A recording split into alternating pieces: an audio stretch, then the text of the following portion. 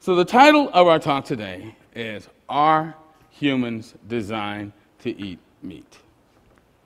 Well, let's start off by talking about body plans. When you look at feeding strategies and energy efficiency, what you notice, first of all, is that carnivores are designed or optimized for predation.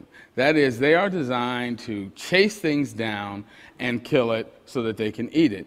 Because you see, when a wolf gets ready to have dinner, it has a very different problem from when an antelope gets ready to have dinner. When the wolf gets ready to have dinner, it's trying to eat something that doesn't want to be eaten. And it's trying to eat something that has legs and that typically tends to run away. You know, it's like, get away from me, wolf. Whereas the antelope, the stuff that it eats is rooted to the ground, so it doesn't tend to go anywhere, so it doesn't have to chase its food. So as a result, carnivores, like wolves, are optimized for predation, for chasing things down, killing it without being severely injured so that they can live and eat another day. But herbivores, like the antelope, are optimized for foraging because whereas their food, which are plants, are anchored to the ground, they tend to be spread out all over the place. So as a result, they've got to cover a lot of area to find enough food to give them the energy they need to live, eat, and raise their young. So they are optimized for efficiently covering large amounts of territory at a minimal energy expenditure. All animals have to procure their diets in an energy-efficient fashion. Because obviously, if you expend more energy looking for your food than you get from your food, you ultimately will not be around for a very long time. So as a result, carnivores seek weak, diseased, or defective, that is, stupid animals, because they are easier to catch. So you see, when your wolf goes out or your lion goes out on the savannah looking for something to eat, they don't look for the biggest, baddest antelope on the block. They look for the one that's limping or lame or old or, sitting around going do-do-do. Everybody else is running and the stupid ones are still eating like, hey, I got more food for myself.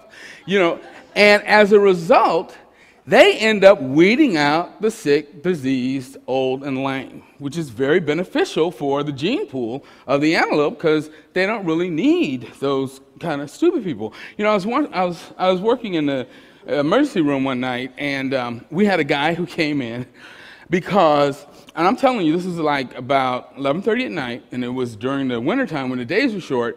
He had fallen off his roof. You want to know why? Because he was up there fixing the roof and drinking beer. And I said to the ER doc, I'm like, wait a minute now, before we rush in there and fix this guy, do we really want those genes in the pool? I mean, if this guy didn't have enough sense not to try and fix his roof in the middle of the night and drink beer, do we really need those kind of genes hanging around? But anyway, herbivores, by contrast, they look for plant foods that are lush, verdant, beautiful, because those plants are what? The most nutritious.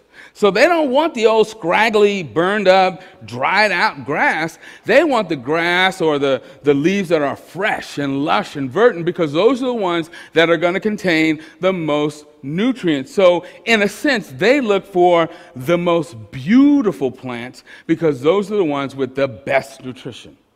Well, what's interesting about that is that if you are a predator who uses an herbivore mentality, that is, instead of going out looking for the weak, diseased, and lame, you go out looking for the stuff that's the biggest, the brightest, and the best, you actually end up destroying the species that you're preying on. Think about that. Because what do we look for? Do we look for things that are diseased and sick and full of cancer? No, we want the buck that has, 15 prongs on his antlers. We want the biggest thing that's in nature. And as a result, we end up driving species towards extinction. But that's because we are using an herbivore mentality. Well, When you look at your typical carnivore, like my friend the wolf here, first thing you notice is that they are as what I call torpedo shaped. That is, they're streamlined so that in a sort of front to back fashion so that they can run very fast and chase down whatever it is they're trying to catch. Secondly, they have what I refer to as an armored front. Now, when they run up and try to catch animals, these animals usually start trying to kick the crap out of them. And so as a result, they typically have a heavily padded shoulders. Their chest cavity is protected. Their organs in their chest cavity is protected by the rib cage. The most vulnerable parts of these animals, the unprotected abdomen and the gonads, are way at the back, the furthest away from where the action is, so that they will be the least likely to be injured.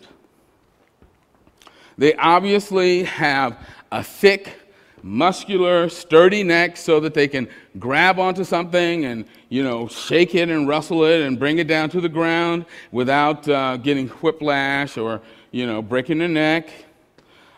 They have forward deployed weapons. Anybody that's looked into the face of a snarling dog knows exactly what that means. Those teeth that are designed to slash and cut and grab, and the claws are all up front so that they can do what they need to do to bring down their prey with a minimal of energy expenditure. Their top speed is usually somewhere around, with the exception of the cheetah, which is a special case, around 35 miles an hour. That enables them to ambush or capture sick, injured, or unwary prey. And they have what is referred to as a digitigrade stance. What that means is that they are standing on their toes, okay? So that they are permanently ready to run. You see, like you or I, if I challenge this young lady right here in the front row to a race, we have to get up on our toes to run. They're already on their toes. They're always ready to run. And the other thing that a digitigrade stance does is it increases stride length. Speed is basically stride length per unit time.